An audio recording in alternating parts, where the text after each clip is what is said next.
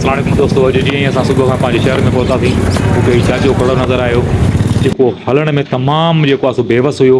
हीउ सॼे शहर मां ख़ैरु वठंदो आहे, ख़ैरु वठी वॾी मुश्किल सां ई घुमंदो फिरंदो आहे। उन खां बाद में हीउ पंहिंजे घर वेंदो आहे। हिन जो ॿियो को बि कमाइण वारो कोन्हे। चाचो थोरो जेको आहे सो कननि जो मरीज़ आहे। पोइ असां वियासीं दुकान ते किराने त असां कुझु सामान परचेज़ कयोसीं जेको रोज़मर्रा जी ज़रूरत जा जो हुयो।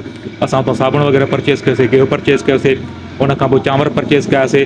ऐं जेको असांजी दुकान वारो हो उन खां असां बिल वग़ैरह वरितोसीं। बिल वठण खां बाद में जेको आहे सो असां सामान सॼो पैक करायोसीं। सामान जे पैकिंग खां बाद में जेको आहे सो असां चाचे खे पहिरियों मुड़े ते विहारियोसीं दुकान जे साम्हूं ई, छो त हलण जहिड़ो न हुयो। जॾहिं सामान पैक थी वियो त असां चाचे वटि वियासीं, सामान चाचे जे हवाले कयोसीं। ऐं उन खां बाद में चाचे जेको आहे सो मतिलबु ॾाढो हैरान बि थियो त अॼु मूंखे मतिलबु हीउ सामान कीअं कहिड़े हिसाब सां था पइजनि।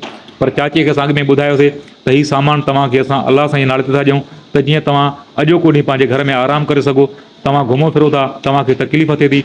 उन खां पोइ चाचे जी जेका फीलिंग्स हुई उहा तव्हांजे साम्हूं ई आहे, ॾिसण वटि हुई। ॾींदो हर्ष अलाह साईं आहे। चाचे जेको आहे असांखे काफ़ी सारी दुआऊं ॾिनियूं, जेके असांजा डोनर आहे उन्हनि खे दुआऊं ॾिनियूं।